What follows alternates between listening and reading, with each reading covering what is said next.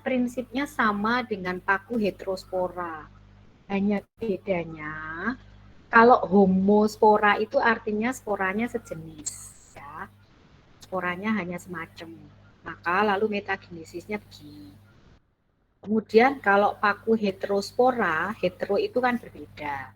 Kalau heterospora itu prinsipnya sama, daurnya sama, cuma nanti ada di sini mikrospora dan makrospora.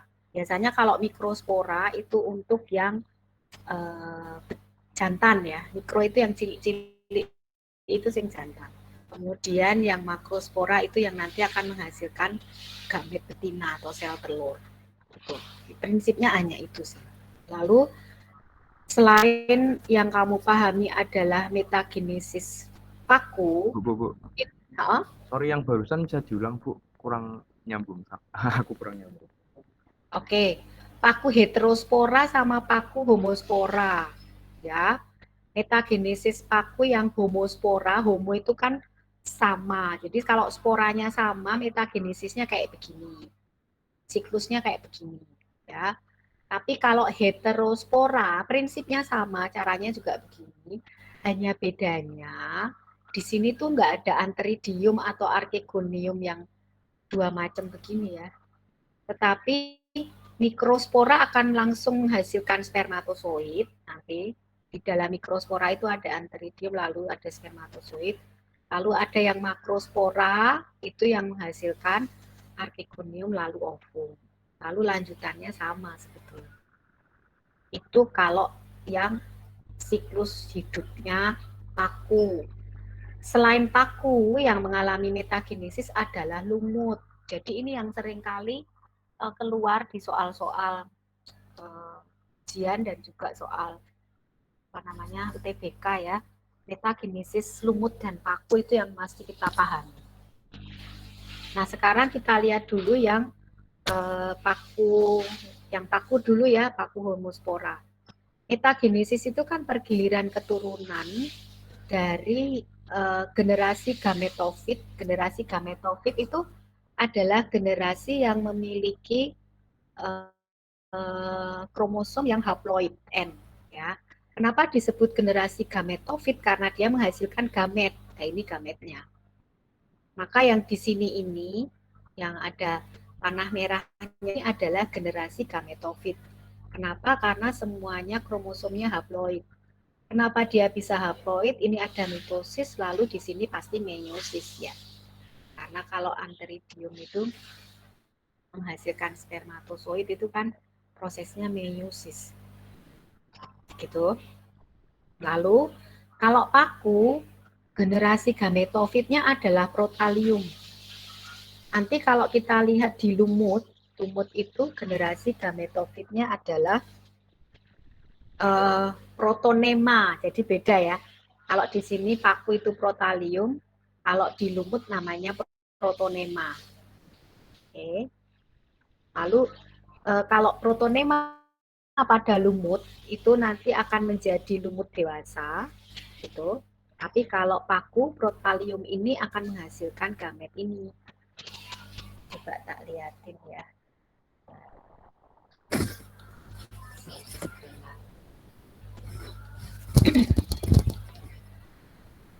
Itu nggak gambarnya sih.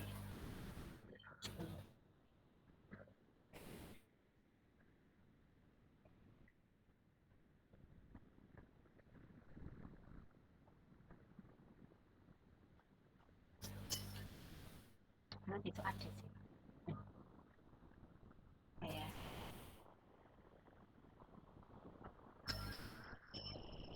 Nah, nih.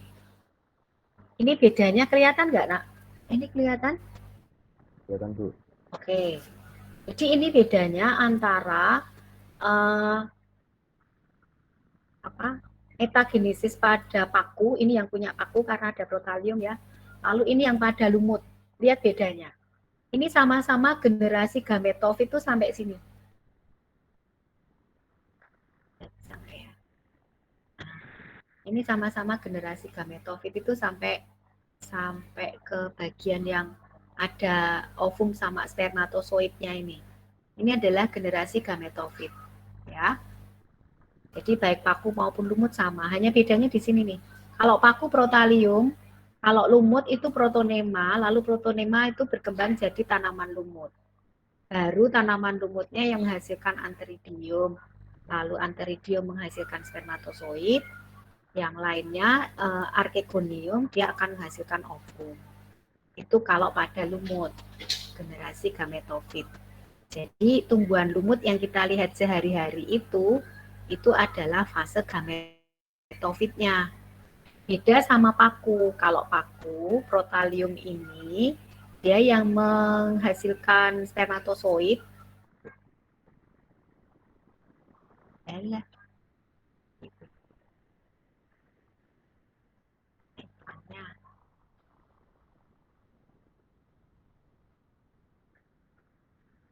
Nah, ini ya. Gambarnya bisa beda-beda tapi prinsipnya sama.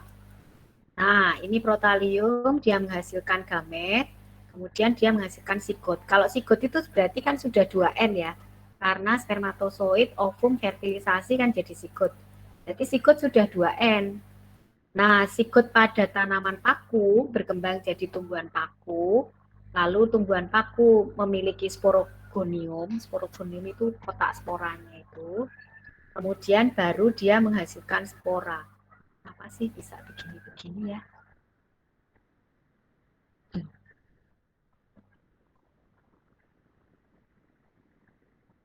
Senggol sidik.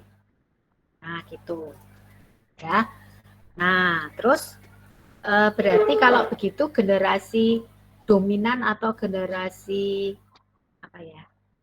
Dewasa pada tanaman paku itu generasi apa ya? Yang dominan pada paku. Generasi apa? Pada paku. Kalau pada lumut tadi, generasi dominan atau yang kita lihat sehari-hari adalah generasi gametofit toh, karena sifatnya haploid. Tapi kalau pada paku generasinya generasi, kalau satunya gametofit apa? Sporofit kan, karena masing-masing menghasilkan spora. Maka mulai dari sigot sampai ke spora ini adalah generasi sporofit. Jadi pergiliran metagenesis itu pergiliran antara generasi gametofit sama generasi sporofit. Tuh, bagian masuk tuh.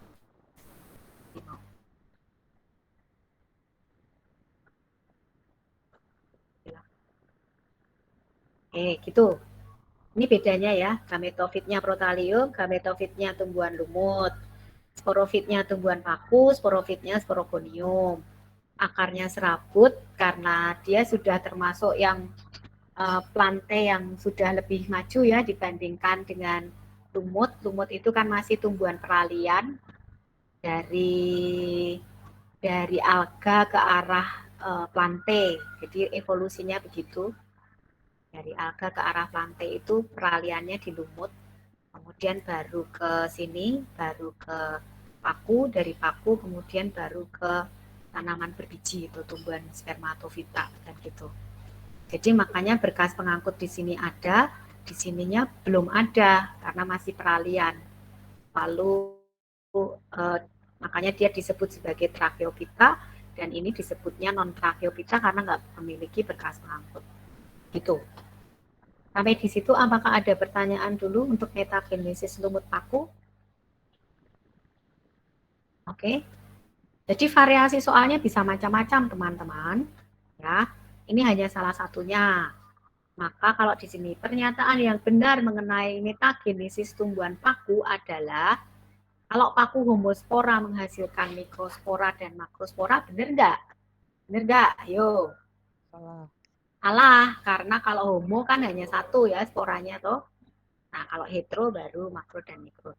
Generasi dominan menghasilkan sporangium, benar nggak? Ini tanaman paku nih. Generasi dominan itu di sini menghasilkan sporangium. Ini kan ada sporofil. Sporofil itu daunnya, ya. Sporofil itu daunnya yang memiliki spora. Gampang sekali bergeser. Nah ini. Lalu di dalam sporofil, dalam daunnya itu terdapat sporangium, kotak-kotak spora, ya. kotak-kotak spora yang kemudian dia menghasilkan spora. Jadi nomor 2 generasi dominannya menghasilkan sporangium, benar nggak? Benar nggak? Ayo, benar. Bener, Bu. Benar. Protonema memiliki satu set kromosom saja, benar nggak? Di paku loh. Protonema kan punyanya lumut kan? Salah. Zigot akan tumbuh menjadi sporofil yang diploid, benar ya? Bahwa zigot akan menghasilkan sporofil, itu daun yang menghasilkan spora yang sifatnya diploid, benar kan? Jadi yang benar nomor berapa?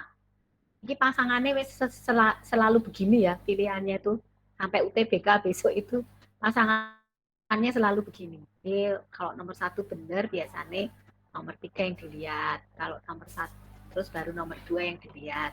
Kalau nomor 2 dilihat ke yang salah ya berarti siji perlu yang benar. Oke, begitu teman-teman untuk tanaman lumut dan paku. Yang kedua soal metagenesis. Nggak tahu di soalnya ada atau enggak ya. Di sini maksudnya di latihan soal. Tapi metagenesis yang lain yang serupa tapi tak sama adalah metagenesis pada animalia. Ya, pada animalia itu pada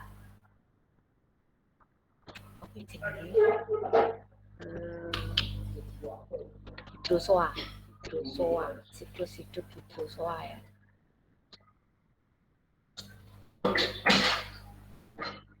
Ini serupa tapi tak sama. Sama-sama mengalami metagenesis, cuman metagenesisnya ini pada hewan sekarang. Nah, ini yang serupa tapi tak sama. Coba tak lihatin ada yang langsung beda ya enggak ya?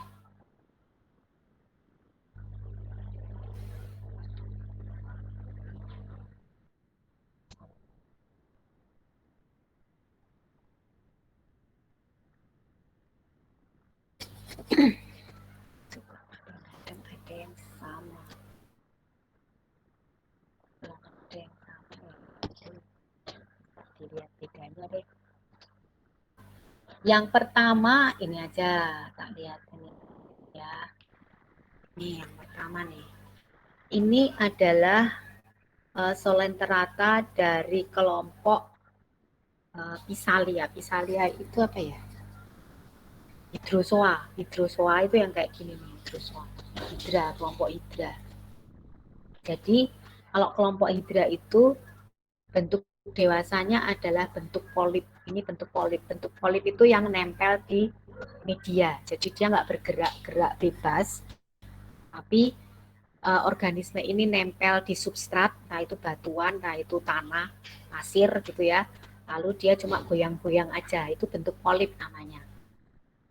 Giliran yang berikutnya adalah bentuk medusa. Medusa itu yang bentuknya seperti mangkok dan dia bergerak bebas. Nah, gitu. Jadi pada kelompok hidrozoa itu bentuk dewasanya adalah bentuk polip atau bentuk aseksualnya, bentuk polip yang dia nempel, tapi bentuk seksualnya itu bentuk medusa. Ini bentuk seksual, kenapa? Karena ini bisa menghasilkan sperma atau ovum. Jadi sperma atau ovum itu dihasilkannya dalam bentuk medusa. Ini pada Pisalia ya, di hidrozoa. Nah, kemudian kalau dia sudah menghasilkan sperma ovum kan, lalu kalau fertilisasi jadi zigot, ya kan? Lalu berkembang jadi larva planula, namanya larva planula, karena dia punya silia gitu. Ini larva planula. Kemudian nanti dia akan berkembang jadi polip muda, lalu berkembang jadi polip dewasa. Ini disebutnya generasi aseksual. Generasi polip itu generasi aseksual, sementara generasi seksualnya adalah generasi medusa. Ada polip yang di sini, yang dewasa ini, dia polimorfis. Polimorfis itu artinya dia memiliki macam-macam bentuk, ya. Ada polip yang digunakan untuk makan, ini untuk makan, untuk cari makan. Biasanya ada tentakelnya. Sorry. Ini ada tentakelnya. Tapi kalau apa namanya polip untuk reproduksi itu biasanya dia nanti akan menghasilkan medusa ini. Jadi yang menghasilkan medusa ini adalah polip reproduksi. Tuh. Maka karena dalam satu koloni ini polipnya itu macam-macam bentuk, disebutnya polimorfis. Poli itu banyak, morfo itu bentuk. Oke ya. Ini yang Pisalia. Terus sekarang yang eh, selain Pisalia itu yang ubur-ubur. Nah, ini ya, gede guys. Semoga bisa.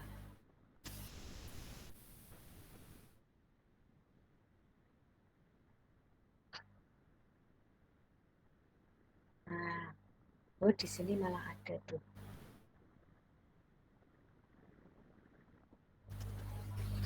Kelihatan ya, Nak?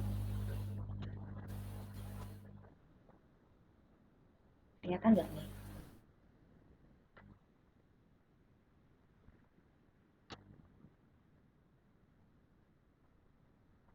Jadi nanti bisa cari di gambar-gambar ya. Nah, ini nah, di bukunya yang tak kasih di apa buku sebagai buku referensi ada juga kan, bisa dilihat.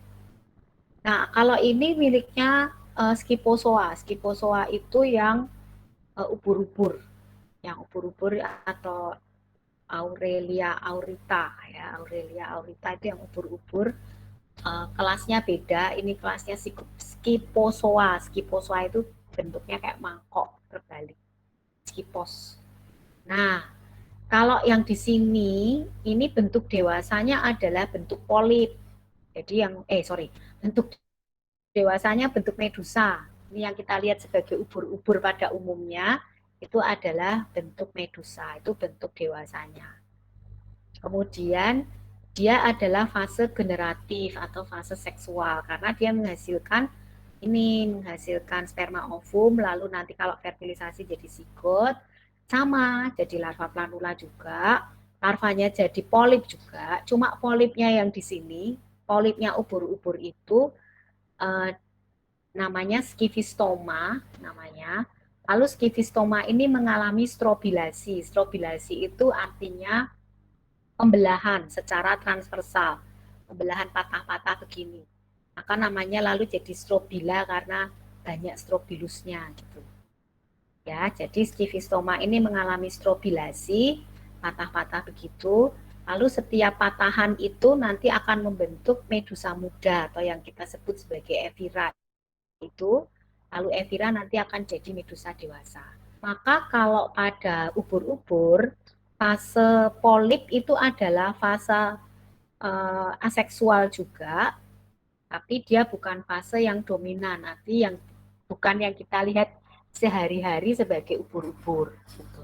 Ini adalah fase antaranya. Beda ya dengan yang tadi. Kalau yang tadi Pisalia itu fase dewasanya adalah fase polipnya. Nih, bedanya gitu. Ini metagenesis pada Solenterata. Jadi ada dua kelompok organisme yang mengalami metagenesis. Yang satu tadi lumut paku, yang kedua adalah Obelia sama bukan Pisalia ya, Obelia sama ubur-ubur Aurelia. Sampai di sini ada yang mau bertanya dulu? Yang ini ada di gadget bagian mana ya, Bu? Ada di buku referensi kayaknya ya. Ada di buku referensi yang itu loh, bukunya apa kayak sing sejak mulai buku kelas 10 atau cariin di GT-nya ada sih kayaknya. Itu ada di buku ya, nggak tahu buka buku dia mesti. Bentar tak cariin supaya nanti nggak grogi. Itu ada di mana ya Bu? Mana? Itunya pas apa? Pas saya. Kayaknya sih saya pernah bagiin ke semua deh. Ke semua nih. Buku referensi buku referensi biologi gitu. Nah, iki nek lift buku to. Ini tuh bukunya komplit. Nah, ini materinya kelas 10 sampai materinya kelas 12 ada semua. Jadi kalau mau lihat lagi boleh dilihat lagi di situ tuh. Nanti mau. Iki wis tekan nanti. Karena materi kelas berapa tuh? Kelas 10. Moluska. Nah tuh. Ini vertebrata loh. Kamu lihat. Ono kabeh. Lupa. Itu fungi. Oh berarti ini. Ya. Ada tuh tumbuhan paku lumut, ada semua sayang. Tuh. Ya, makasih Bu. Nah, tuh, ada kan? Nah, ada. Nanti cari sendiri. Ora komplit ya delok liyane. Soalnya dirapi-rapiin tuh, apa namanya? Filenya. Ya, lanjut. Soal itu soal metagenesis, nak. Kedua. So enek sing metu soalnya. Terus yang berikutnya ini soal nanti bisa dibaca-baca ya. Yang berikutnya itu soal ini. Bentuk modifikasi jaringan epidermis pada tumbuhan. Ya. Jadi epidermis itu adalah jaringan tepi, nak. Ini materi kelas 11 kan. Jaringan tepi, baik itu pada batang, akar, daun, semuanya kan punya epidermis. Tapi pada umumnya itu epidermis itu baik di batang, akar maupun daun itu bisa mengalami modifikasi sesuai dengan peranannya atau sesuai dengan fungsinya. Ya, ada yang modifikasinya berupa rambut akar, ini adalah modifikasi epidermis di bagian akar. Lalu ada modifikasinya menjadi cell guard atau yang membuat stomata itu, ya, membentuk stomata. Itu adalah modifikasi epidermis daun bagian bawah kan. Kemudian tudung akar lateral. Nah, mana yang nanti jadi bagian modifikasinya yang mana? Ini yang modifikasi. Rambut akar, sel penutup stoma, dan tudung akar itu adalah modifikasi epidermis yang di akar, di daun, dan ini juga di akar. Ada lagi bagian di daun itu namanya sel kipas, ya toh, ada sel kipas, ada trikoma. Kemarin waktu kamu lihat daun itu kan ada yang kayak rambut-rambut gitu, itu adalah modifikasi epidermis daun. Jadi modifikasi epidermis daun itu ada sel kipas, ada stoma, sel penutup stoma itu sama trikoma. Kayaknya ada di referensinya tuh. Bisa dicek ya, kalau nggak ada ya ditambahin. Kalau modifikasi epidermis akar itu ada rambut akar dan juga ada tudung akar. Tudung akar itu di bagian bawahnya akar, ujung akar yang fungsinya dia untuk melindungi bagian meristem akar itu supaya dia nanti tidak rusak. Karena bagian meristem kan yang paling sering membelah ya, sehingga dia nggak boleh rusak. Kalau dia rusak maka akarnya nggak bisa tumbuh panjang. Nah, lalu dia nggak bisa mencari sumber air. Tapi di depannya meristem harus ada tudung akar supaya itu tidak rusak. Prinsipnya gitu. Oke. Oh, Bu, misi Bu, mau tanya Bu. Boleh. Yang tadi kan modifikasinya itu kan ada yang tudung akar itu kan. Cuman di catatan kelas 11 itu kan ada yang modifikasi jaringan epidermis itu cuman ada 8 itu Bu, sing stomata, trikoma, cuticula, spina, sel kresik, sel kipas, filamen sama emergensia itu. Iya. Berarti tudung akar juga termasuk? Termasuk tambahan. Ya. Oke. Ya benar itu. Di bukunya kelas 11 kan ada ya. Kalau filamen itu kan akar gantung tuh. Akar pada anggrek kan. Terus sel kipas itu biasanya ada di epidermis daun monokotil. Jadi daun bambu sama tebu yang biasanya kalau dia kekeringan itu atau musimnya kemarau itu dia gulung. Nah, itu karena ada sel kipasnya yang dipakai buat nyimpen air. Terus tadi apalagi tuh? Trikoma itu sama kutikula itu untuk melindungi permukaan daun supaya transpirasinya nggak terlalu gede. Makanya ada kutikula yang berupa lapisan lilin, lalu ada trikoma yang berupa bulu-bulu halus. Itu fungsinya untuk mencegah supaya daun tidak mengalami transpirasi yang berlebihan. Gitu. Terus apalagi tadi yang kamu sebutin apa ya? Apa meneh mau? Udah ya, filamen, stomata, oh, spina, satu lagi spina. Spina itu modifikasi epidermis batang. Yang itu berupa duri kalau nggak salah ya, bener ya? Spina. Spina itu modifikasi epidermis batang. Ini pada mawar. Mawar itu kan durinya tajam nih di batangnya. Nah, itu modifikasi epidermis batang. Kalau di modifikasi epidermis akar, ada bulu akar sama tudung akar. Oke. Oke ya, Nak. Kristo.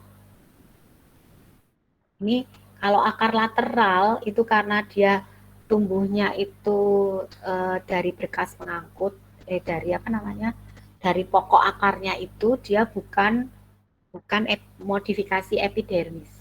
Kalau modifikasi epidermis itu kan dari bagian tepinya akar ya.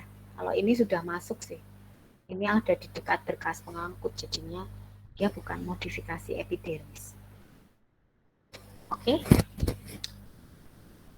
Ya meskipun lompat-lompat tapi nggak apa-apa ya. Karena nyarinya soal lumayan. Sekarang plasmid. Peran plasmid dalam rekayasa genetika.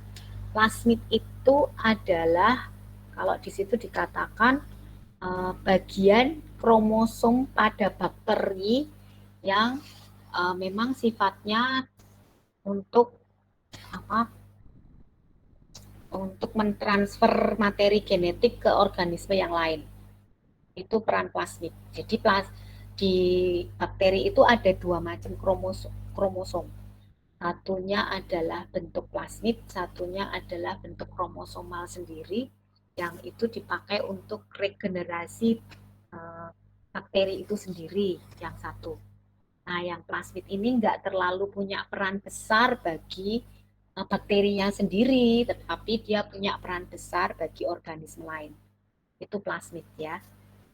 Kemudian ini peran plasmid. Plasmid itu dalam rekayasa genetika, dia itu bisa berfungsi sebagai katalis atau dia mempercepat proses sintesis protein. Jadi semacam enzim gitu. Itu plasmid.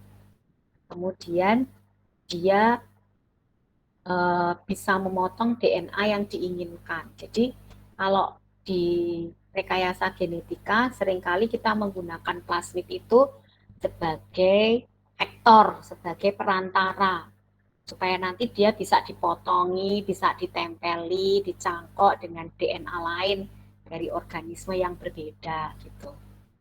Nah, lalu dia berperan juga untuk sintesis protein si plasmid ini. Sehingga nanti dia akan membentuk semacam gennya, gen tambahan gitu bisa. Dia juga merupakan pembawa gen yang akan diperbanyak.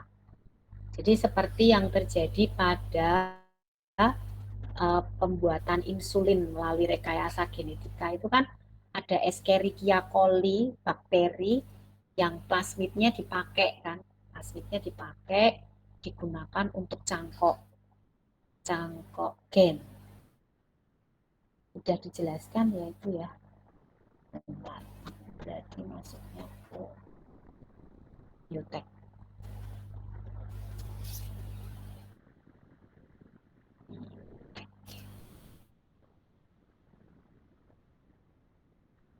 Saya lihat tuh gambarnya.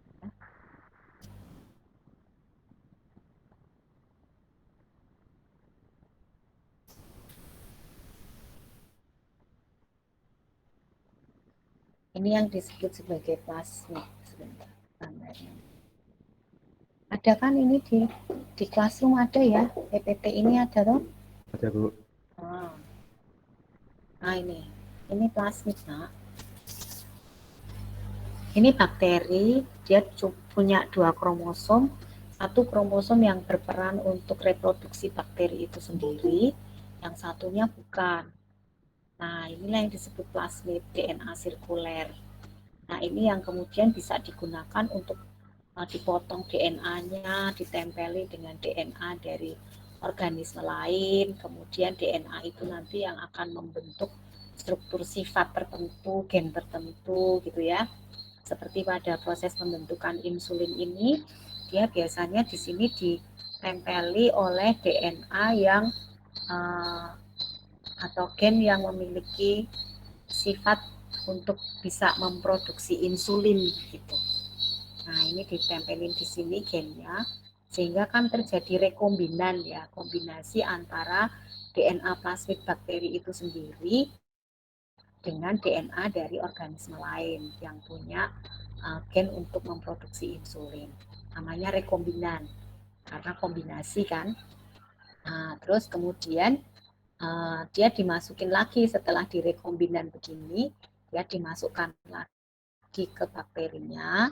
Tapi sekarang bakterinya ini sudah mengandung DNA yang kombinasi kan ini tadi dipotong, diganti sama DNA dari organisme lain yang menghasilkan gen memproduksi insulin itu tadi, gen baru, maka lalu jadi DNA rekombinan, ini dimasukkan ke bakterinya. Kemudian kan bakteri itu dia bisa membelah cepat ya, pembelahan biner kan, dia membelah 1 jadi 2, 2 jadi 4 cepat sekali. Nah, itu yang kemudian digunakan sebagai sarana rekayasa. Nah, kalau sudah dia produksi banyak kan berarti dia bisa memproduksi insulin dalam jumlah besar, ya kan?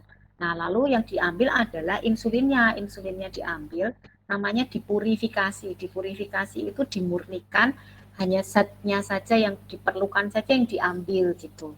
Lalu yang lainnya dibuang, tidak digunakan, itu dibuang. Itu teknologi plasmid namanya, dan salah satunya itu untuk membentuk insulin ini. Meskipun masih ada teknologi-teknologi lain yang menggunakan plasmid sebagai vektornya. Oke, gitu ya. Tunjuk-tunjukin nanti kalau misalnya kamu harus mencari itu mencarinya kemana. Oke. Terus yang berikutnya, dia kayaknya ada yang masuk deh. Tidak jadi gitu ya, mergone rata tompo-tompo. Jadi masih di sini sih. Jadi kalau begitu, sebentar. Ini kok kayak salah berarti yang tadi.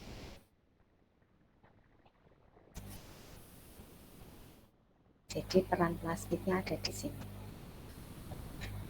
Peran plastiknya ada di sini nih. Membawa gen yang akan diperbanyak. Jadi bukan yang atas-atas tadi salah, saya salah. Ini soalnya kok tidak dibaleni ya.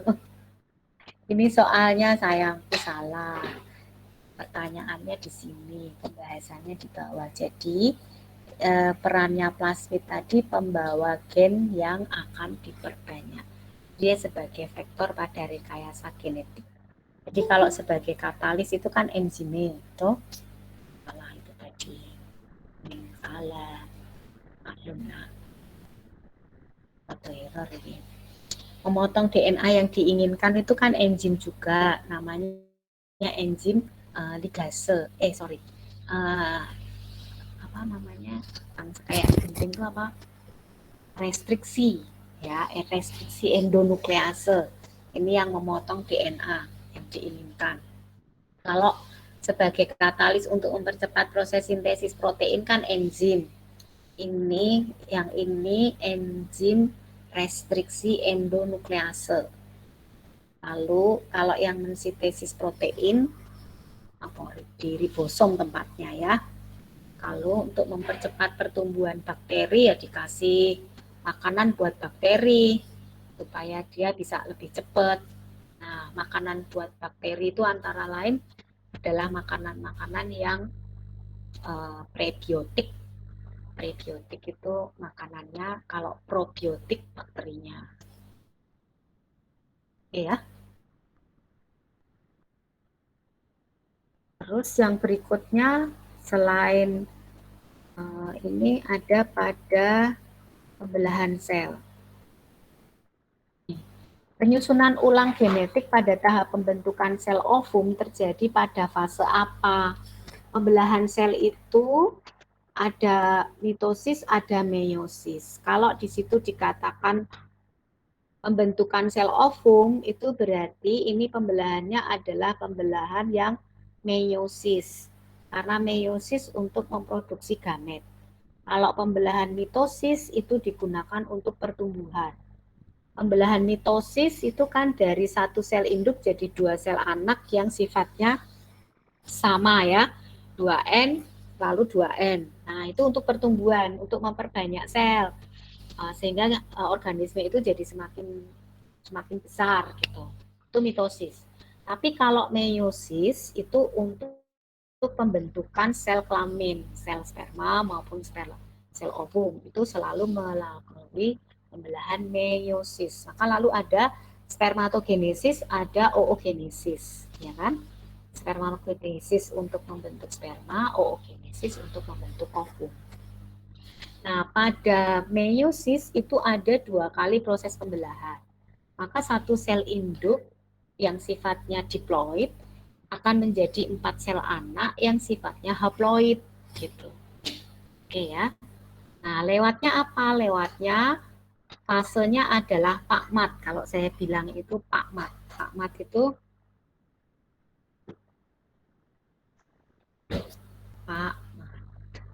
profase, metafase, anafase, telofase 1, lalu nanti akan diikuti oleh pakmat kedua. Itu kalau meiosis. Ya, meiosis itu ada pakmat 1, ada pakmat 2, profase, metafase, anafase, telofase 1, profase, metafase, anafase, telofase 2. Di buku ada sih, cuma saya mau menjelaskan ringkasnya aja. Ya.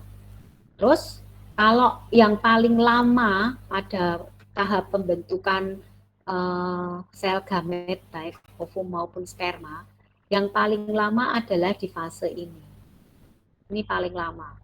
Profase 1, meiosis, itu yang paling lama. Kenapa? Karena di profase 1 meiosis itu terjadi banyak proses di situ. Jadi banyak proses di situ. Ada nggak di sini? Nih. Pada saat profase 1, pada saat pubertas, oosit primer akan mengalami pembelahan meiosis 1. Lalu oosit primer bersifat diploid. Yang masih bersifat diploid ini dari oogonium kan jadi oosit primer kan. Nah, pada saat profase 1 itu benang-benang kromatinnya direplikasi, digandakan.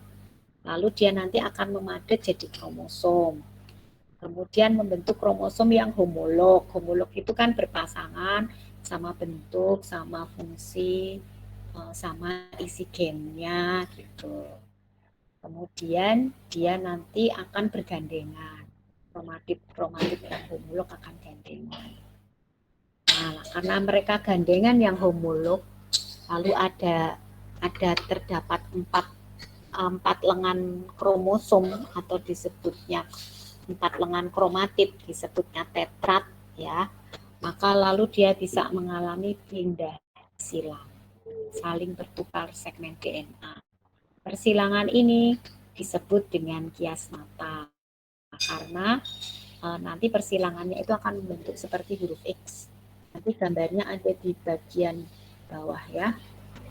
Ini yang paling lama di situ, di profase 1. Jadi penggandaan kromosom itu di profase 1 meiosis 1. Ini dia mengganda seperti ini DNA-nya.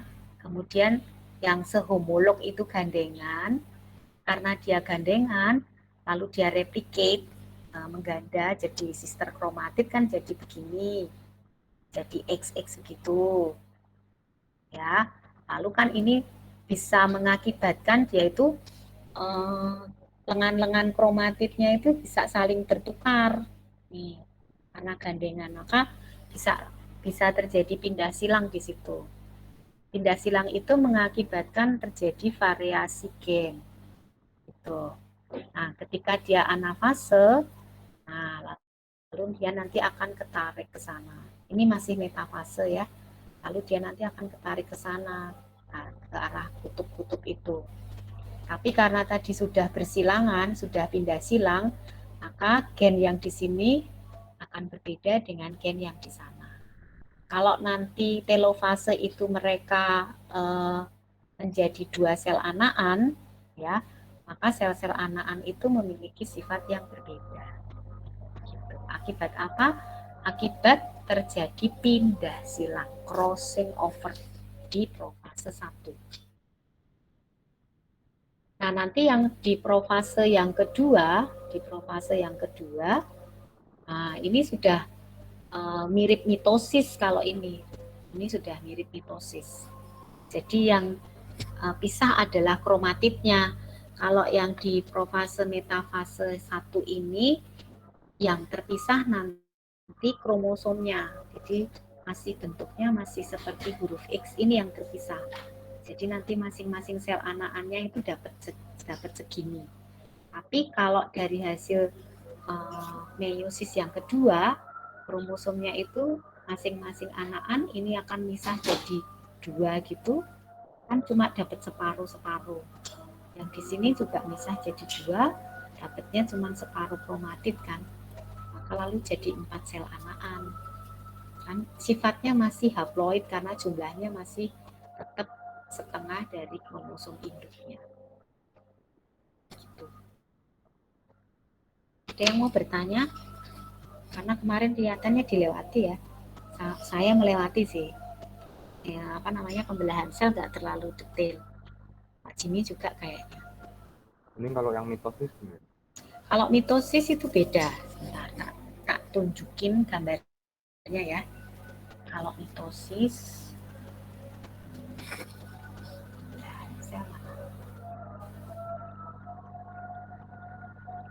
itu di bukunya juga ada kayak.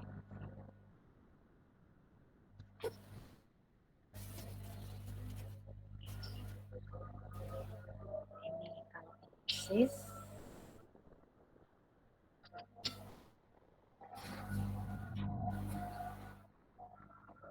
ini yang mitosis, ilustrasinya mitosis itu begini. Jadi pada saat profase itu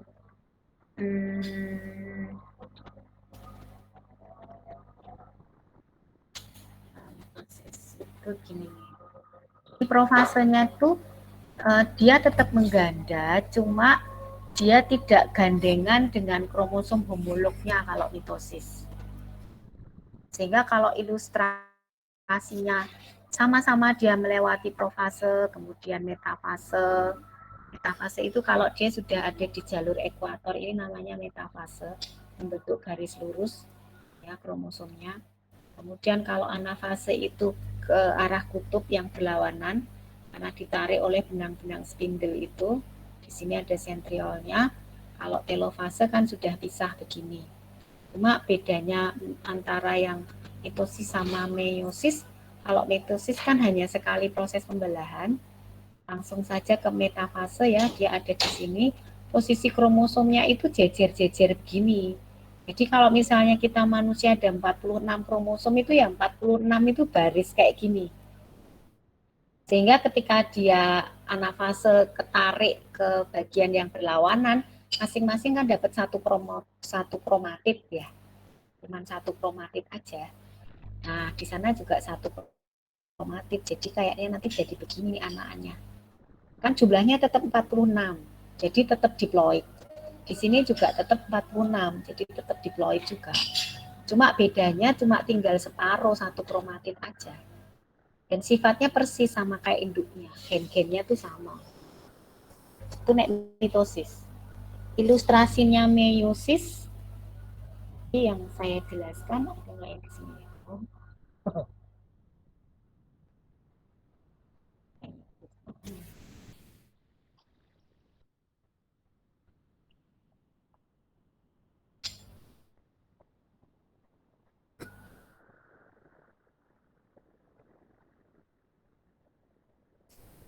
Kalau di meiosis bedanya ini. Nih.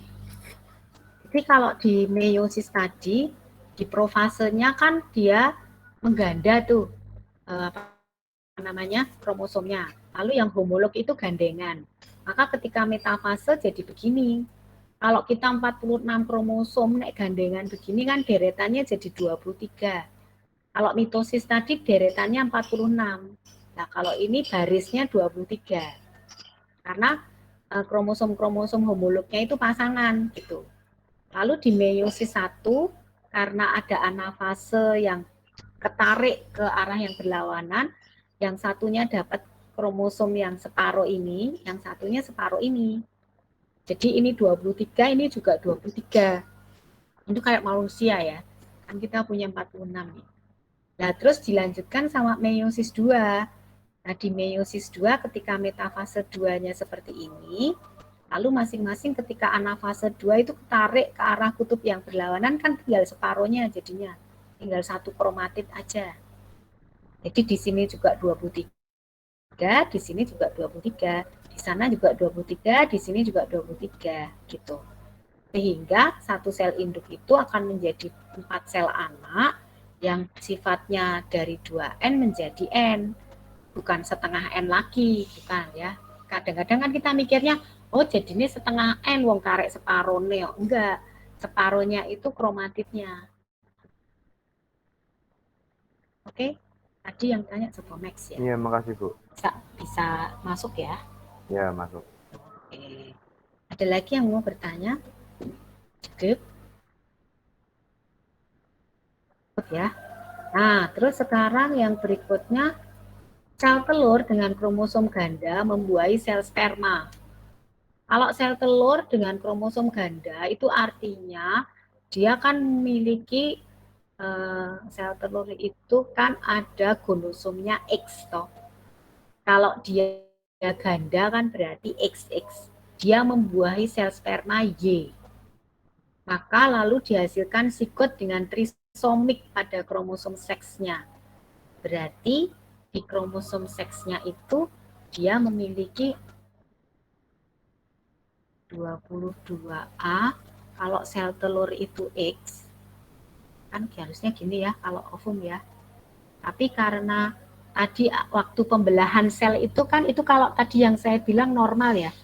Ada kondisi tidak normal, maka ketika meiosis itu ada yang non-disjunction. Non-disjunction itu artinya dia gagal berpisah. Waktu anafase itu kondisinya tidak ketarik semua.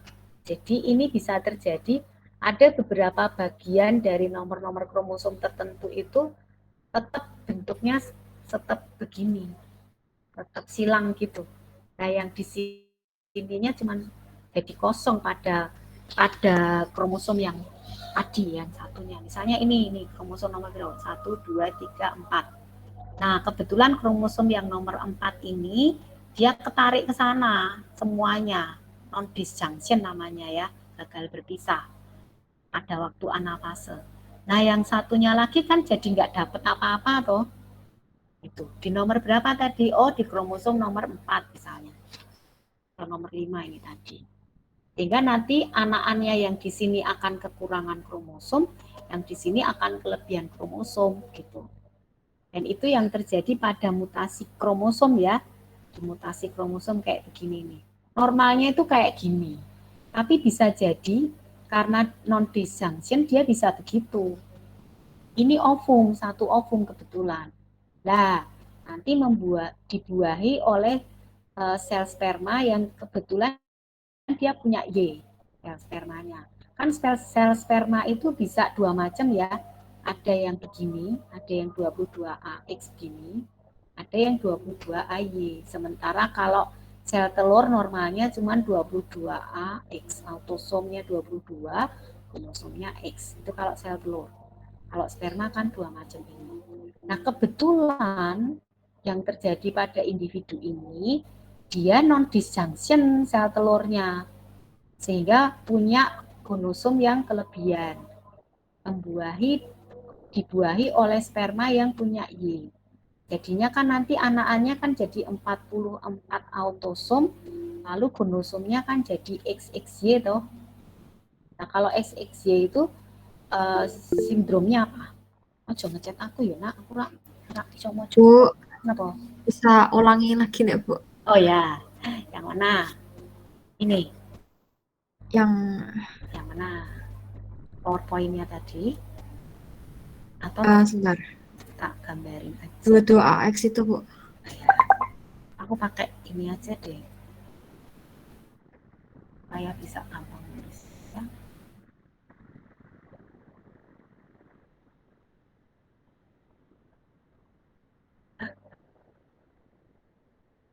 Gambarnya begini.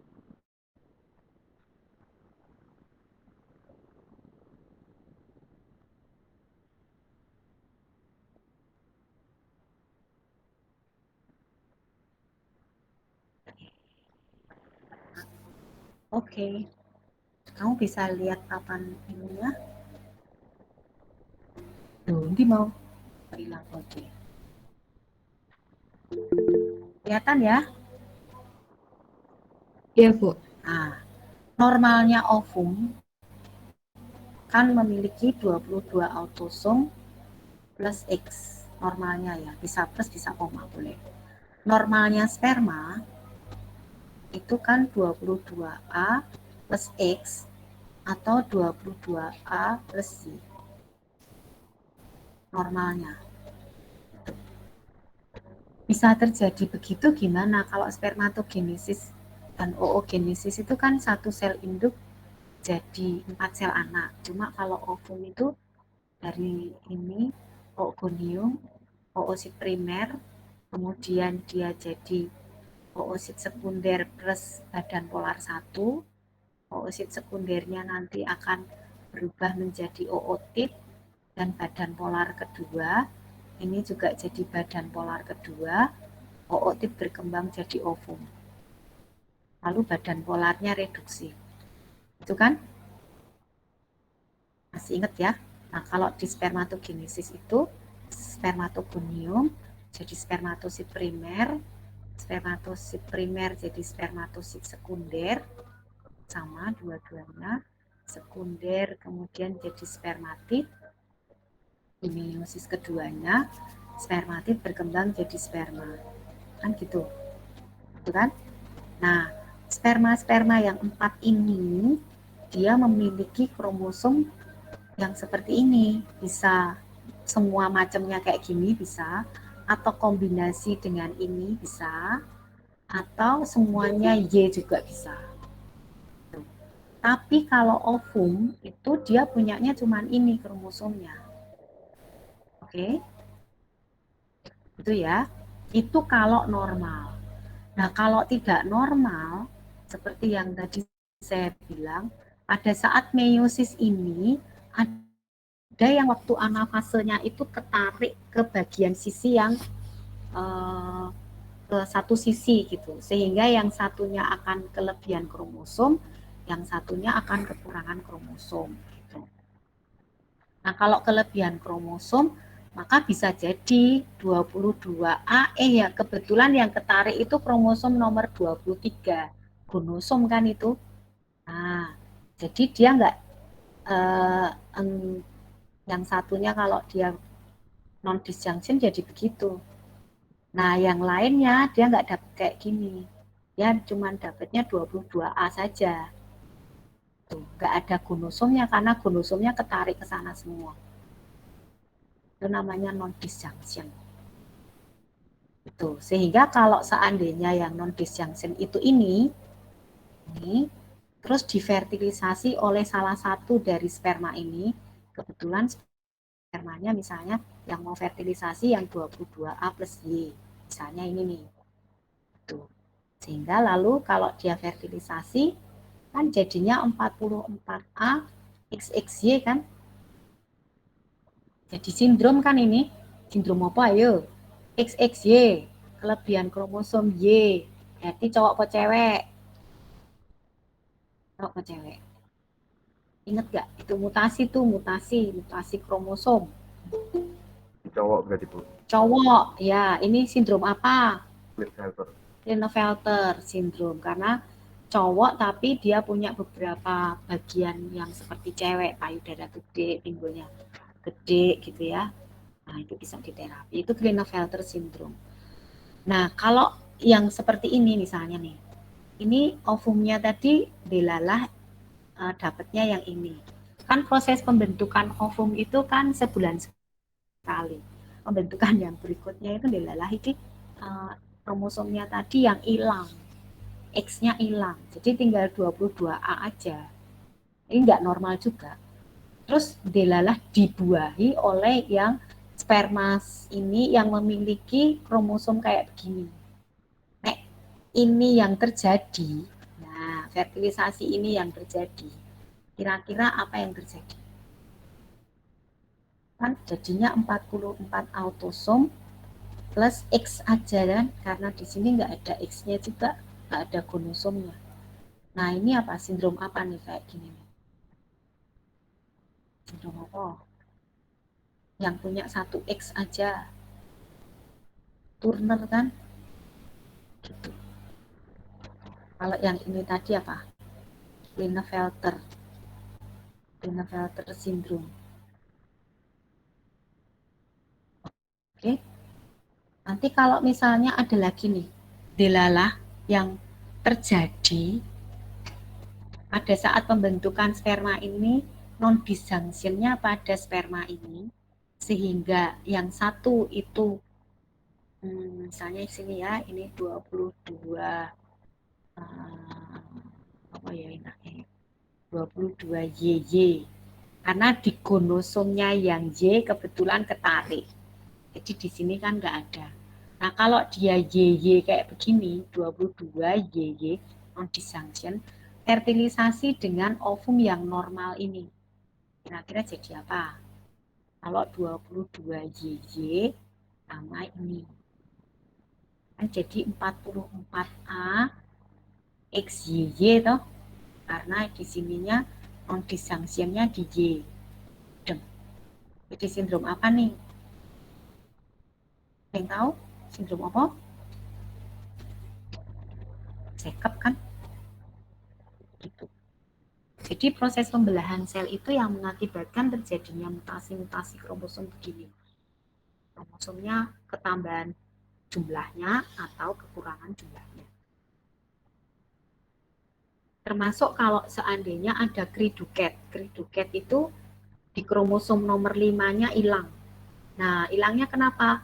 Pada saat anafase tadi ada bagian yang patah, bagian kromatid yang patah. Kalau bagian kromatid patah hilang, kan berarti gennya hilang.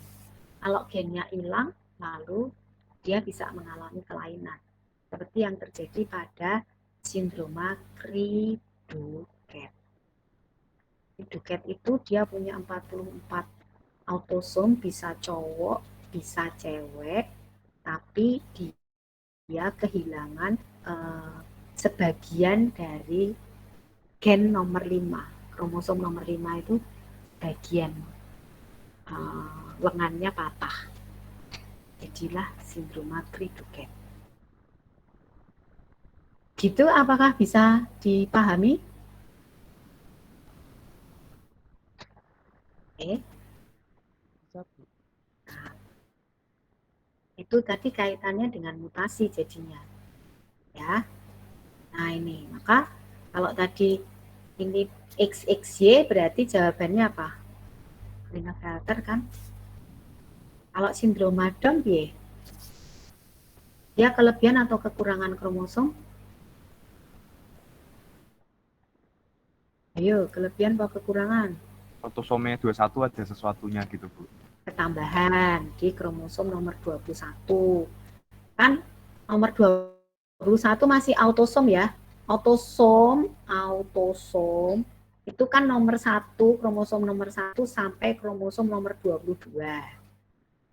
Kan pasangan nomor 1 sampai 22. Kalau gonosom itu nomor 23. Gonosom itu yang menentukan jenis kelamin. Jadi bisa X atau Y. atau bisa juga cuma X dengan E. Gitu.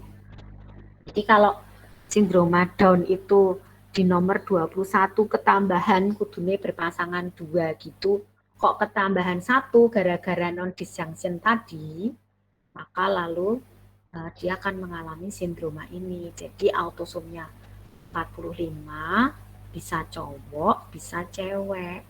Tapi ketambahan di kromosom nomor 21. Kalau Jacob tadi kan 44A XYY. Ya, ini 44A X atau XY, tapi kehilangan di kromosom nomor 5. Rina Felter kan 44A, ini diapalkan nek iki nak XY. Turner 44A X0, karena dia hanya punya 1 X. Ya. Oke. Bu. Oh. Atau salah di mana ya, Bu? Atau itu di nomor berapa? Bahan 13 gitu ya, Bu. 13 Kak ya. 13 sampai 15 kalau nggak salah. Ketambahan di salah satu itu. Itu kayak sindroma Down. Jadi kalau tadi loh saya bilang pembelahan mitosis itu kan ada di pembelahan meiosis itu kan ada nomornya nih. Kromosom itu kan ada nomornya toh. Nggak bisa. Nah ini kan misalnya ini nomor 1, nomor 2 sampai nomor 23. Kan mereka berpasangan kan kromosom itu. Jadi ketika dia anafase itu ada yang ketarik ke sana di nomor berapa, tinggal nomor berapa yang ketarik di sana. Makanya nomor 21 ketarik ke sana semua. Lalu sebagian lagi kan nggak kebagian kromosom nomor 21-nya. Jadi kalau kebetulan yang kelebihan tadi yang dibuahi, maka jadilah yang sindroma Down. Gitu. Kalau misalnya yang ketarik itu nomor 13, yang non-disjunction nomor 13. Ya, yang dibuahi ya itu yang non-disjunction itu yang gagal berpisah tadi, dibuahi sama sperma normal misalnya. Lalu dia bisa mengalami sindroma seperti itu. Atau Edward gitu kayak gitu. Oke. Bisa dibaca ya. Nah, kemudian ini energi glikolisis. Ini respirasi aerob dan respirasi anaerob kan. Kalau ini metabolisme karbohidrat. Jadi kalau metabolisme karbohidrat itu kan atas kebaikan hatinya sistem pencernaan itu yang mengubah makromolekul menjadi molekul yang paling sederhana yang berupa glukosa. Jadi glukosa itu bahan baku energi kan. Selain glukosa ada asam lemak sama gliserol, ada asam amino juga. Itu semuanya adalah bahan baku energi. Yang dibantunya sampai proses menjadi molekul paling dasar itu kan proses pencernaan terjadi. Ya. Lalu nanti ada peristiwa kalau respirasi aerob, glukosa itu akan dipecah melalui 4 tahapan kan? Kalau aerob 4 tahapan apa aja? Ayo, masih ingat gak? Glikolisis, ya kan? Nah, ini glukosa, lalu dia mengalami glikolisis. Glikolisis nanti akan menghasilkan 2 asam pirufat, lalu 2 NADH, ya kan? Apalagi 2 ATP, karena dia itu yang dihasilkan 4, lalu yang sebelumnya dipakai 2. Ini kan dipakai 2, tapi dihasilkannya 4. Maka hasil bersihnya kan ATP-nya 2. Itu di peristiwa glikolisis kan. Masih ingat ya peristiwanya? Glikolisis, 2 asam pirufat, 2 NADH, 2 ATP, lalu dilanjutkan dengan dekarboksilasi oksidatif. Masih ingat? Dekarboksilasi oksidatif itu setelah itu. Nah, setelah glikolisis, dekarboksilasi oksidatif, terus apa nih? Apa lagi? kalau glikolisis? Ayo sambil dieling-eling. Respirasi aerob. Kalau aerob itu kan butuh oksigen, maka dia akan melalui glikolisis. Glikolisis hasilnya tadi apa? Asam pirufat. Selain asam pirufat apa? Ayo. 2 ATP sama 2 NADH. Ya kan? Kalau dekarboksilasi oksidatif, apa hasilnya? Asam pirufat dipecah jadi asetil koenzim A, ya toh? Plus 2 NADH plus 2 CO2. Ya enggak? Enggak ada ATP-nya karena ini antara. Kemudian yang ketiga apa? Siklus Krebs. Siklus Krebs menghasilkan apa? NADH, FADH, ATP, CO2. NADH-nya berapa? 6. 6. Nah, gitu. Iku mbok tekan ku TBK ki ngono kuwi cah. Terus CO2-nya berapa? 4. 4. ATP-nya berapa? 2. 2. Lah, kayak gitu. Terus yang keempat, sistem transport elektron. Kalau sistem transport elektron itu kan menggunakan ini aseptor-aseptor elektron ini.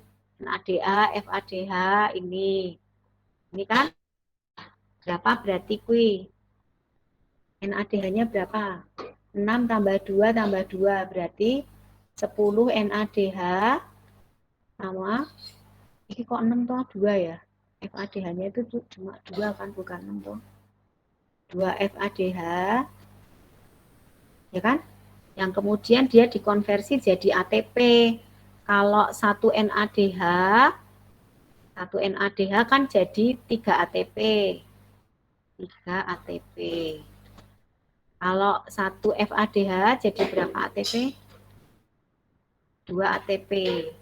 Jadi kalau 10 NADH kan berarti 3 kali 10 akan menghasilkan 30 ATP. Yang di sini 2 kali 2 kan jadi 4 kan? 4 ATP. Jadi produksi di sistem transport elektron itu produksi ATP-nya adalah 34 ATP. Nah, ini ditambahi dengan ATP yang di sini. ATP yang di sini 2, ditambahi ATP yang di sini 2, maka hasil dari respirasi aerob itu 38 ATP. Kalau seandainya ada yang mengatakan 36 ATP, boleh juga, karena ada pada organisme eukariotik itu harus lintas membran. Ini kan semuanya terjadi di sitoplasma. Ya, yang di sini kan terjadi di sitoplasma, ini di matriks mitokondria kan. Nah, kalau matriks mitokondria itu kan ada di luar inti. Sehingga lalu lintas membran itu butuh 2 ATP.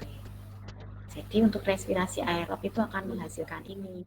Dari apa? Dari 1 molekul glukosa. 1 glukosa C6H12O6 itu lalu ketambahan oksigen. Dari mana oksigennya? Di sini. Oksigen itu masuk di sini. Ya, masuknya di sistem transport elektron. Dia akan mengikat hidrogen-hidrogen yang dilepaskan ini, maka nanti oksigen itu akan menjadi H2O. Gitu. Sehingga kan dari respirasi aerob itu 1 molekul glukosa ditambah oksigen akan menghasilkan apa? Ayo, C6H12O6 itu CO2 plus H2O plus 36 sampai 38 ATP. Gitu. Oke. Nah, variasinya bisa banyak nih di sini. Mungkin bisa ditanyakan kalau 3 molekul glukosa iki glikolisis hasilnya apa? Bisa. Kalau siklus Krebs 3 molekul glukosa hasilnya apa? Ya udah kalikan 3 aja selesai. Gitu ya. Prinsip-prinsipnya aja. Jadi nanti besok open book, jadi merdeka. Saya hanya menunjukkan cara-caranya dan konsepnya. Nah, yang ini kejadian di Rawapening, pengamatan biota air Rawapening, menemukan air danaunya berwarna hijau dan tercium aroma busuk dari danau. Kondisi danau yang ditemukan tersebut disebabkan oleh apa? Kira-kira oleh apa ya? Kalau terjadi proses eutrofikasi, namanya eutrofikasi. Eutrofikasi itu pengayaan perairan akibat unsur NPK biasanya. Nitrogen oksida, fosfat, dan kalium. Ini biasanya kan ada di pupuk nih, ya. Sehingga yang terjadi kemudian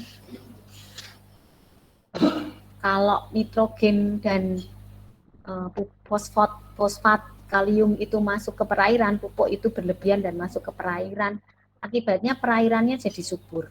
Kalau perairannya jadi subur, itu kan berarti apa? Biota airnya kan jadi berkembang biak dengan sangat cepat, terutama yang alga atau eceng gondoknya sendiri. Karena subur perairannya, sehingga sinar matahari itu nggak bisa masuk. Biota yang ada di bawah nggak bisa melakukan fotosintesis, kan?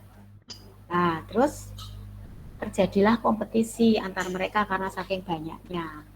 Akibatnya yang kalah kompetisi kan mati. Kalau mati terjadi dekomposisi, pembusukan. Pembusukan itu melepaskan CO2. Nah, karena tadi tidak ada cahaya kan nggak ada fotosintesis, jadi oksigennya terlarut, GO-nya dissolve oksigen terlarutnya rendah, CO2-nya tinggi, COD-nya tinggi. COD-nya tinggi.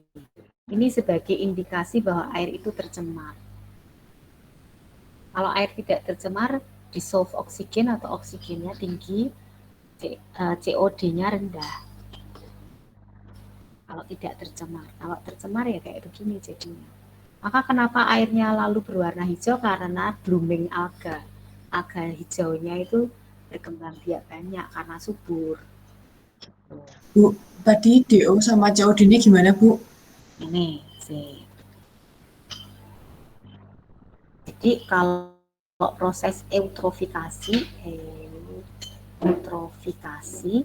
ini karena dia kelebihan unsur ini loh. Ini kan tinggi. Akibatnya kan perairan itu subur. Kan? Kalau perairan subur, terjadilah yang namanya blooming alga atau biota perairan yang lain termasuk eceng gondok. Artinya dia berkembang dengan sangat cepat, termasuk eceng gondok. Ini berkembang dengan sangat cepat. Kalau dia itu berkembang cepat, itu kan berarti artinya apa? Artinya dia akan menutupi permukaan air. Permukaan air tertutupi oleh mereka, alga maupun eceng gondok. Kalau yang memenuhi itu adalah alga, maka airnya jadi berwarna hijau. Tergantung alganya yang ada pada saat itu. Maka kalau misalnya ada tuh di pegunungan tertentu, lupa saya namanya ya, itu kan ada danau 3 warna pada saat-saat tertentu. Nah, itu karena ini blooming alga, tergantung alga yang berkembang pada musim itu tuh apa? Alga merah, alga hijau, alga perang, nah kayak gitu. Akibat apa? Antara lain akibat eutrofikasi, yang kedua juga akibat situasi dan kondisi yang terjadi di wilayah itu, ekosistem pada saat itu. Nah, ini kalau permukaan airnya semuanya ketutup oleh alga, permukaan air tertutup oleh organisme ini, akibatnya apa? Tidak terjadi fotosintesis. Karena ketutupan sinar mataharinya nggak bisa masuk. Kan? Lalu di situ terjadi kompetisi. Karena kan banyak nih, ya kan? Kompetisi antar biota itu sendiri. Karena terjadi kompetisi dan juga nggak ada fotosintesis, itu kan terjadi dekomposisi, mati semua toh. Dekomposisi itu penguraian. Kalau mereka ini mati, dari dekomposisi itu akan melepaskan CO2, karena proses penguraian itu kan respirasi nih, ya kan, dia melepaskan CO2. Jadi CO2 di perairan itu COD-nya jadi tinggi, sementara oksigennya kan nggak ada fotosintesis toh, dissolve oksigen terlarutnya jadi rendah. Nah, makanya lalu air itu jadi tercemar. Prinsipnya gitu. Terus akibat dari biota yang tadi berkompetisi, entah itu eceng gondok, entah itu alga, mungkin juga di situ kan ada ikan nih. Ada ikan, ada tanaman air yang lain yang ada dalam perairan itu. Lalu akhirnya karena karbon dioksidanya tinggi dan oksigennya rendah, mereka pelan-pelan mati juga kan. Nah, kalau mati kan berarti terjadi proses penguraian juga kan. Nah, dekomposisi ini yang kemudian menimbulkan bau.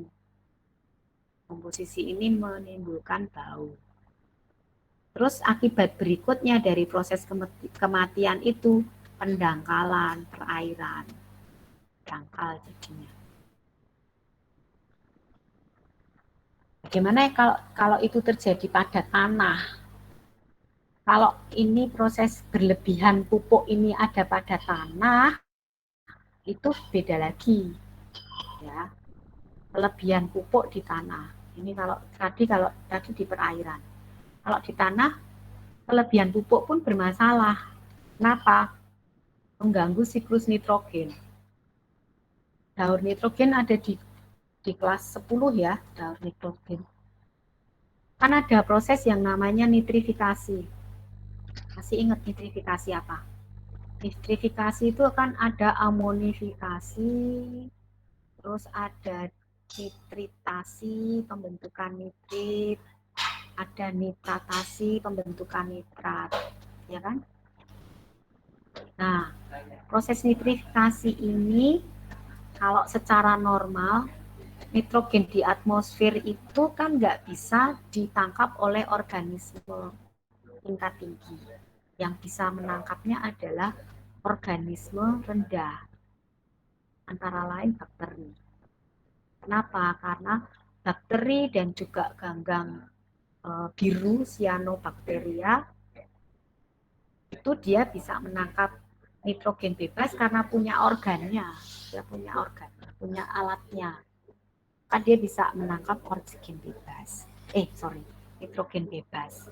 Kemudian nitrogen itu dioksidasi jadi amoniak jadi nitrat, tapi karena dia masih beracun dioksidasi lagi menjadi nitrit dulu, ini jadi nitrit, terus jadi nitrat.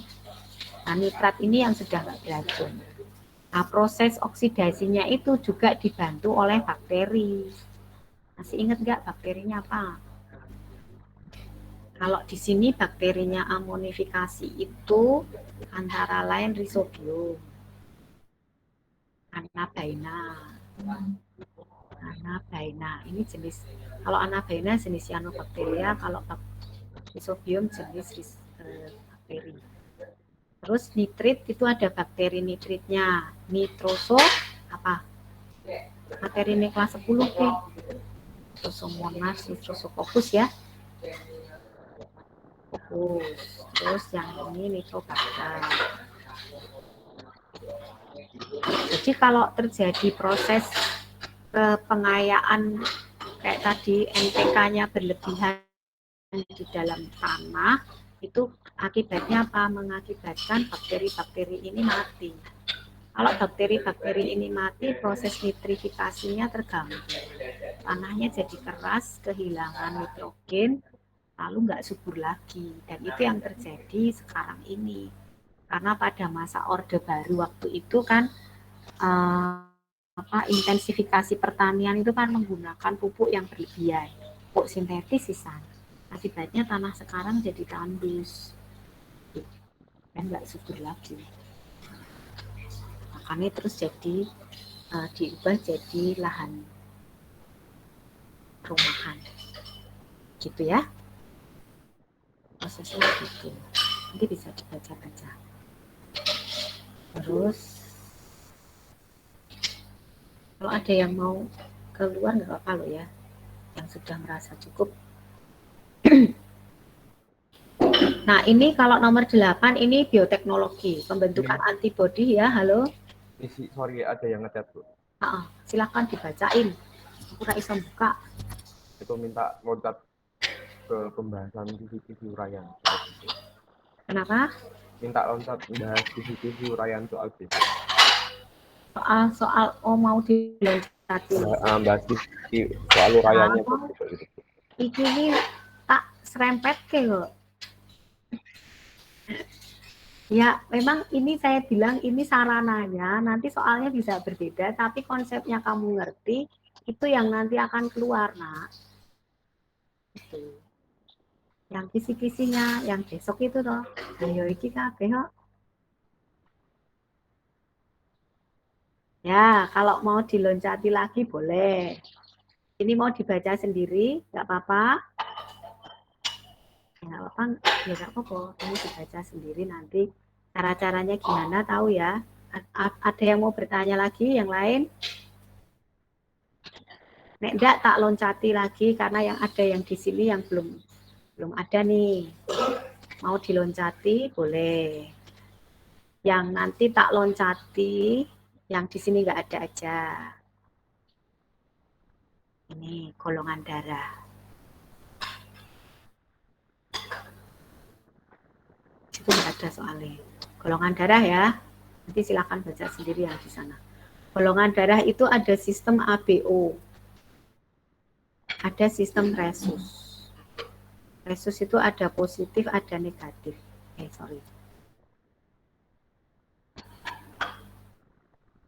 Ada negatif. Ya. Kalau sistem ABO, kalau golongan darah A itu dia punya antigen A, tapi antibodinya beta. Kalau B berarti antigennya B, ininya alfa. Kalau AB berarti dia punya AB tapi dia nggak punya antibodi. Kalau O dia artinya nggak punya antigen tapi dia punya alfa beta. Itu materi kelas 11 ya. Secara genetika genotipnya kalau A itu bisa homozigot IA atau IAI, lalu bisa B itu juga bisa homozigot gitu atau heterozigot. Kalau AB selalu heterozigot. Kemudian kalau O itu dia nggak punya antigen, makanya lalu dia resesif. Isoagglutininnya resesif. Tuh. Kalau resus positif itu kalau dia punya antigen tipe D tapi dia nggak punya antibodi. Kalau negatif berarti dia nggak punya antigen tapi dia punya anti-D. Anti-resus. Ya. Nah, secara genotip kalau positif itu nulisnya resus yang positif itu bisa homozigot, bisa heterozigot. Oke. Kalau negatif itu bisa ini. Tuh, sehingga kalau terjadi proses persilangan antar golongan darah, misalnya nih, ada seorang suami atau laki-laki yang menikah dengan seorang perempuan.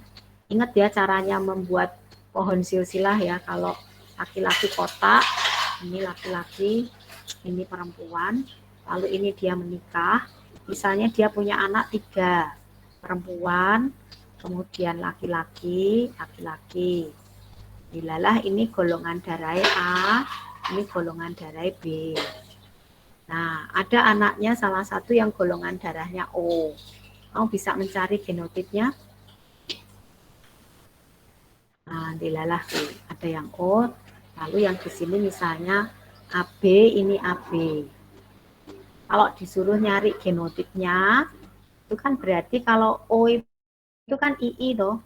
genotipnya toh. Berarti ini kan ini sumbangan bapak, sumbangan ibu. Orang tuanya harus punya ini kan. Nah, kalau dia golongan darahnya A kan berarti dia IA. Golongan darahnya B berarti DEF, IB.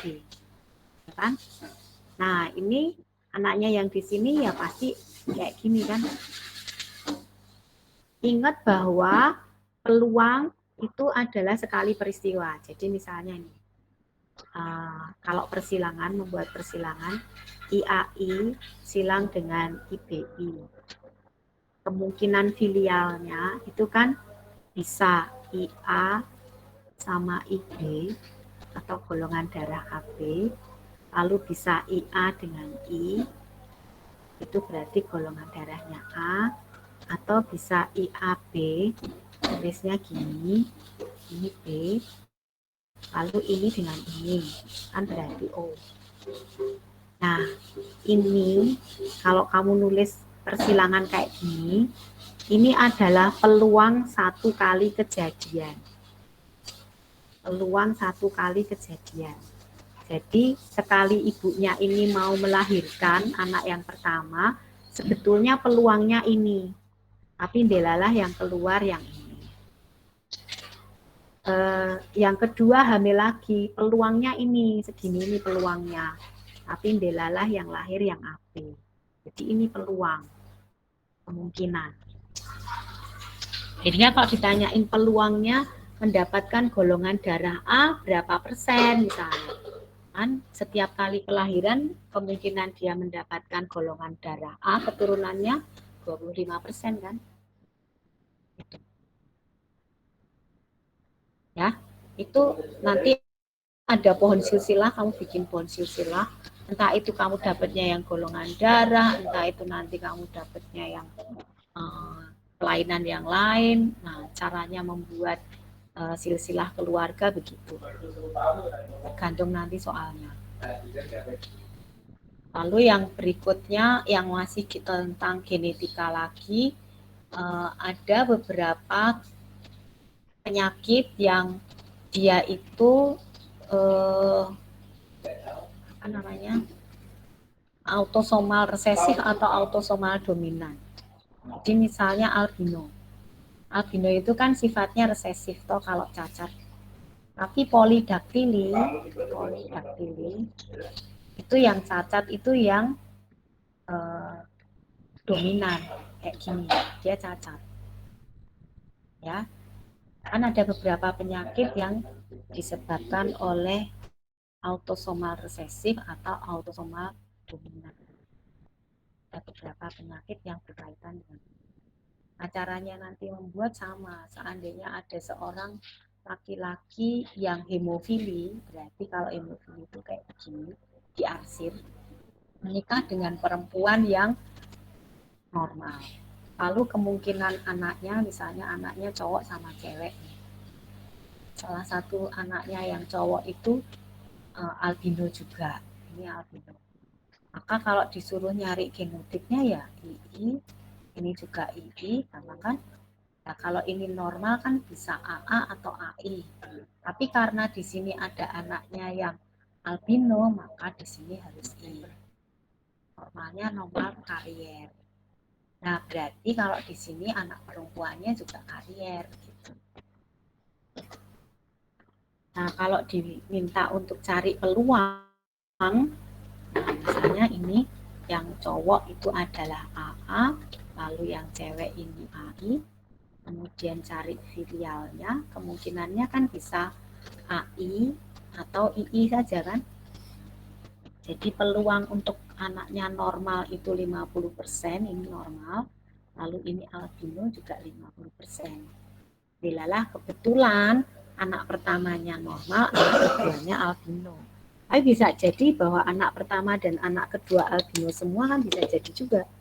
Atau bisa jadi anak kedua-duanya itu albino, bisa jadi kan, karena ini peluang sekali peristiwa. Ini satu kali kejadian. Oke, gitu. Oke, yang lain-lain sih kaitannya sama itu. Ya, satu lagi mungkin mutasi ya, karena besok ada mutasinya. Mutasi yang kita ingat bahwa mutasi itu ada dua, mutasi gen dan mutasi kromosom. Jadi yang sudah saya jelaskan, Klinefelter dan lain-lain itu kan soal jumlahnya. Klinefelter, ada sindroma Turner, ada sindroma Down, Jacob, apalagi tuh. Atau ya, lalu ada yang soal kromosomnya itu soal strukturnya yang patah tadi, Cri-Du-Cat misalnya. Cri-Du-Cat. Itu kan soal mutasi di kromosom. Kalau mutasi kromosom itu dia bisa kelebihan atau kekurangan kromosom, ini soal jumlah, atau akibat penggandaan, pemanjangan struktur atau pemendekan struktur kromosomnya sehingga lalu bisa mengalami kelainan. Tapi kalau mutasi itu pada gen, itu kan bisa karena substitusi, ya, substitusi itu digantikan basa nitrogennya, bisa karena delesi, hilang, atau bisa karena insersi, pertambahan. Antara lain kan itu. Nah, dampaknya yang terjadi kan bisa terjadi missense mutation, lalu bisa terjadi nonsense mutation, satunya lagi apa? Silent mutation. Jadi ketiga jenis gangguan ini, entah itu basa nitrogennya karena mutagen tertentu itu tergantikan, misalnya dari sitosin jadi urasil misalnya, kan itu tergantikan ya. Maka lalu nanti pada saat pembentukan asam amino itu kan terjemahannya beda, sehingga lalu bisa mengakibatkan missense mutation atau nonsense, bahkan silent mutation. Gitu. Delesi demikian juga, tapi kalau delesi dan insersi itu karena terjadi kehilangan atau penyisipan kan basa nitrogennya geser, pergeseran kerangka. Kalau pergeseran kerangka, lalu terjemahan asam aminonya biasanya ke sini, ke missense. Jadi kalau yang ini akibatnya pasti ke sana. Tapi kalau yang substitusi ini akibatnya bisa tiga-tiganya. Gitu. Nah, apa bedanya missense? Kalau missense gimana?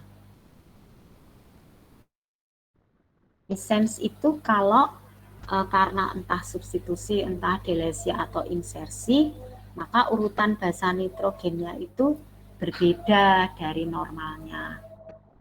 Namanya missense. Harusnya ada fenilalanin, di sini jadi valin misalnya. Yang lainnya sama nih. Nah, itu namanya missense. Kalau nonsense langsung ketemu stop. Jadi nggak terbentuk asam aminonya. Kalau silent mutation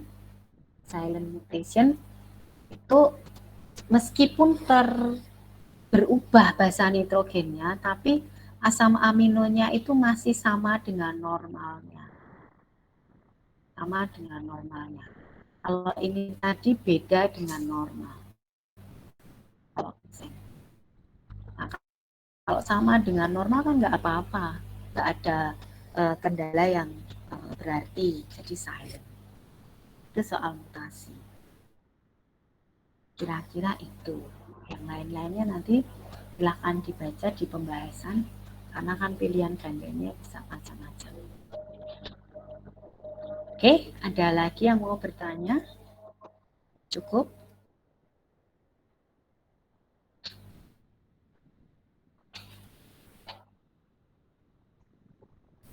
Oke, Nak. Ada yang mau bertanya lagi? Cukup? Bu, nanti PPT yang meiosis bisa tolong dikirim ke classroom nggak, Bu? Boleh. Bisa. Bisa. Makasih, Bu. Oke. Mitosis ya. Yang pembelahan sel tuh. Iya, Bu. Oke, ada lagi permintaan yang lain atau ada yang mau bertanya? Mungkin dari pembahasan tadi ada yang belum jelas karena kan nggak dibahas semua tadi tuh. Mau mintanya dicepetin ya, kan cepetin. Cukup? Kalau masih Nah, ada Bu, yang mau bertanya boleh. Iya, Vel? itu apa link yang Ibu bagi itu apa butuh akses mau buka? Oh ya, nah ini. Nanti tak PDF-kan aja supaya nanti tak kirim di Classroom ya. Oh iya, Bu. Meskipun tulisanku orek-orekan apa-apa. Nggak usah Elena, latihan soalnya nggak usah disubmit. Buat kamu aja, buat latihan. Pembahasannya kan sudah tak ini kan. Sudah tak ini. Mungkin kalau ada yang geseh-geseh waktu mengerjakan sama pembahasannya boleh ditanyakan. Yang ini toh, Vel, maunya yang itu tadi ya. Karena butuh akses toh. Karena saya pakai SCH, jadi nanti tak PDF kan lalu saya kirim ya. Bu. Iya. Jadi ketok yang dimaksud Felis itu Bu, yang PPT Bu, bukan yang Jamboard ini Bu, PPT kromosom dan PPT yang ada meiosis mitosis. Iya. Tapi Kak Arvel tadi minta ini harus ada akses yang ini, yang Jamboard. Yang Jamboard itu harus diakses kayaknya. Atau Vel? Maksudnya ini Vel? Iya, Bu. Oh. Jadi memang ada dua permintaan, Max. Satunya minta mitosis meiosis PPT, yang satunya ini. Oh sorry Bu, sama-sama Vel soalnya Iya. jadi aku bingung. Ada lagi yang mau bertanya, Nak? Masih boleh bertanya kalau ada yang mau bertanya. Mumpung aku ada, kalau sudah cukup ya. Kuning. Itu Bu minta jelasin mutasi yang tadi sense itu, 3 macam sense-nya itu Bu. Nah, aku ini nggone PPT ini ono sih, Mas. Iya, aku udah buka PPT-nya Bu, tapi Enggak mudeng. Nah.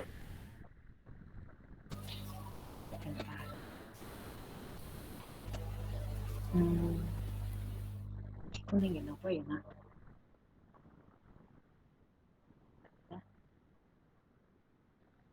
Mutasi. Aku belum share screen ya.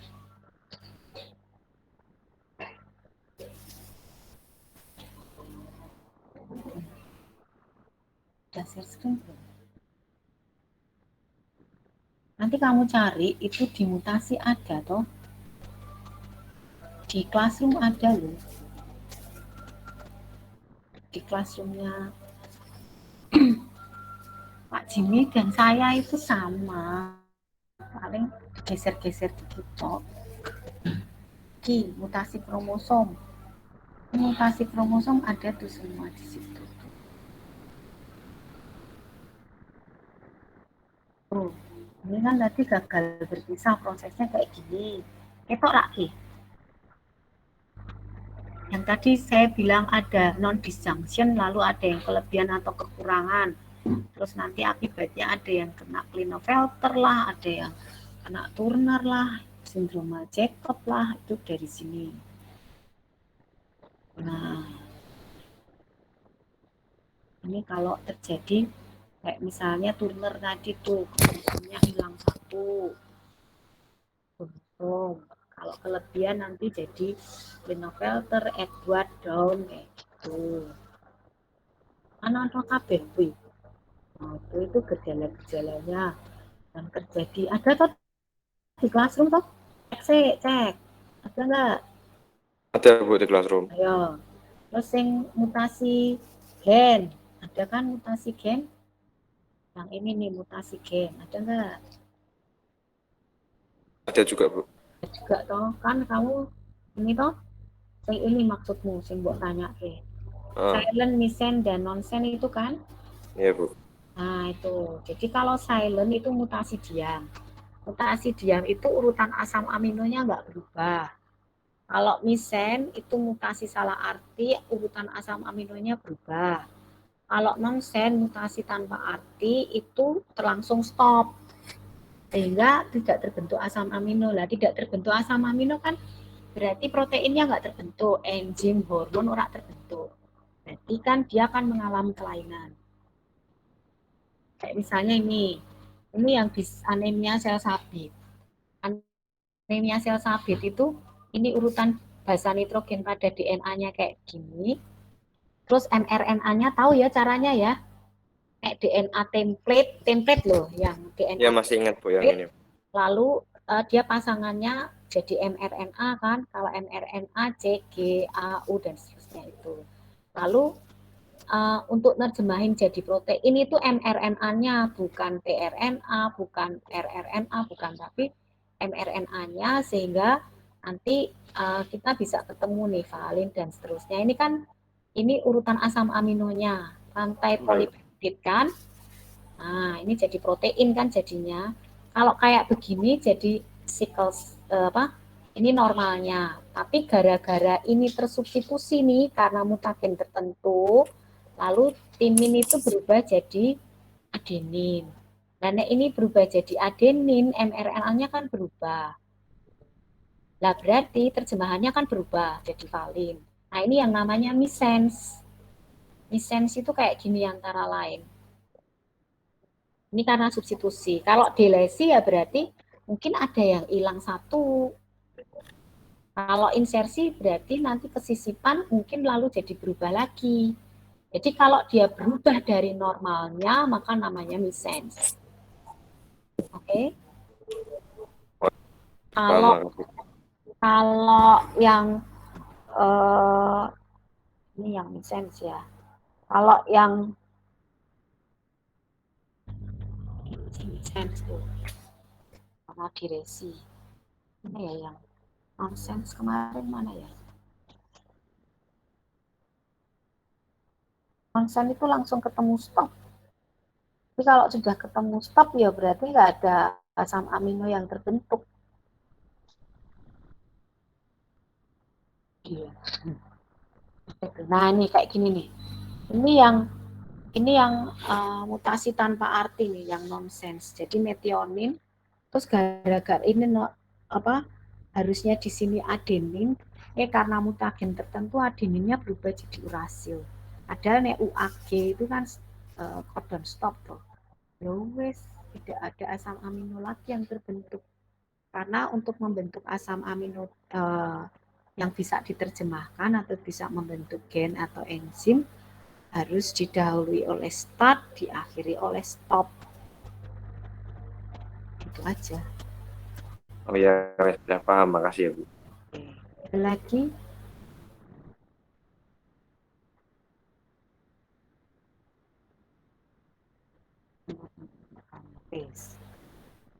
Merah, sing dilayani cukup.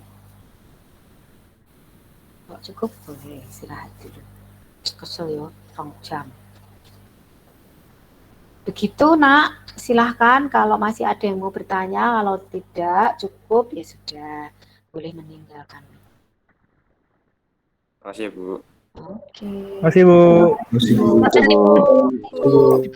Makasih Bu. Matur nuwun Bu. Makasih Bu. Oke, sama-sama. Bu, Dalam. besok uraiannya soalnya apa ya Bu? Soalnya uraian itu materinya kelas 10 ekosistem. Ekosistem. Perubahan ekosistem, ketidakseimbangan ekosistem. Soalnya bisa macam-macam. Bisa di logika. Terus yang kedua, metabolisme. Yang ketiga, kan aku sudah pernah bilang tuh. Yang kedua itu metabolisme. Yang ketiga itu genetika.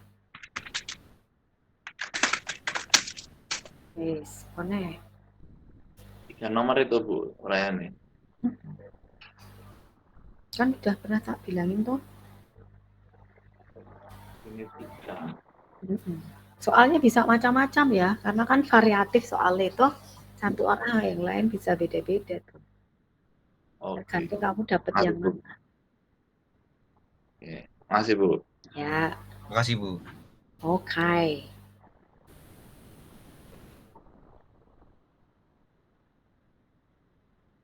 Apa? Heeh.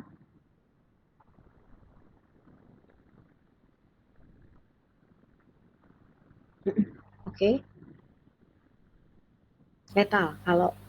Kalau hemofili pada perempuan sifatnya letal, kan hemofili itu akibat mutasi pada gen yang terjadi yang mengakibatkan faktor pembeku darah itu hilang. Gitu loh, Van. Kan waktu kelas 11 itu ada proses pembekuan darah toh. Kan ada faktor 9 atau faktor 8, ya nggak? Masih inget nggak? Nanti dibuka deh. Bagan skema pembekuan darah.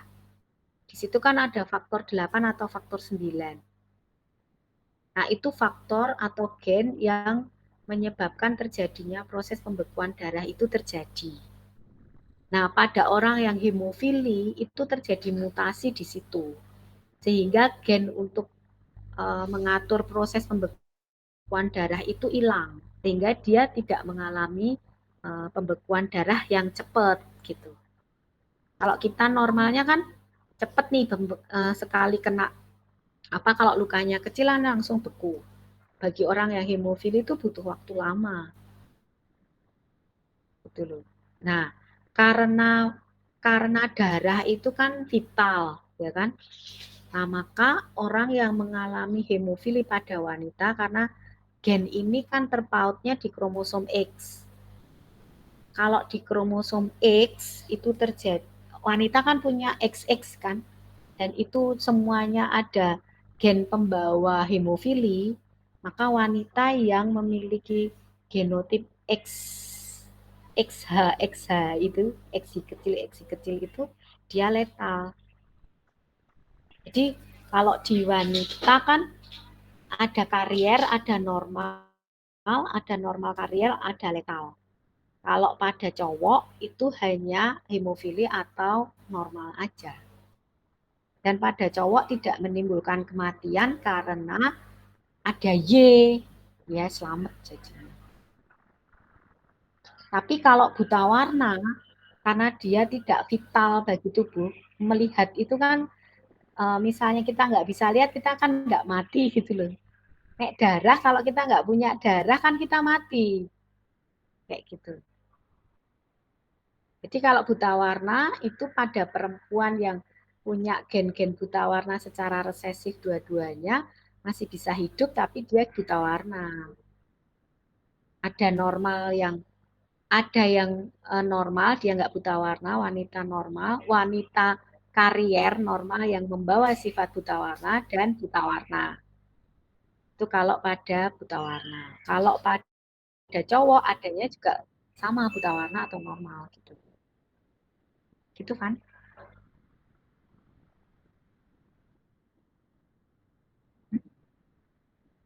Hmm? Hmm.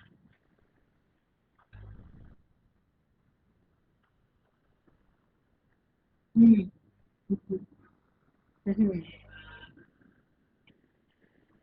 Hmm. Hmm.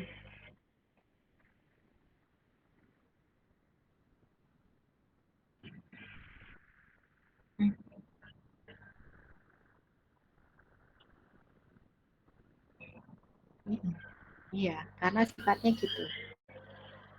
Ya mungkin kalau misalnya dia hidup pun nggak bisa hidup lama gitu. Artinya mungkin masih bayi pun dia bisa meninggal karena kan proses kelahiran juga ada darah yang dikeluarkan karena harus motong. Ya mungkin yang dimaksud Pak Jimmy gitu. Bisa dia itu hemofili, memang iya dia hemofili, tetapi sifat hemofili ini bisa menimbulkan kematian. Gitu. Bisa kematiannya sebelum lahir atau setelah lahir bisa. Tapi dia nggak bisa sampai dewasa.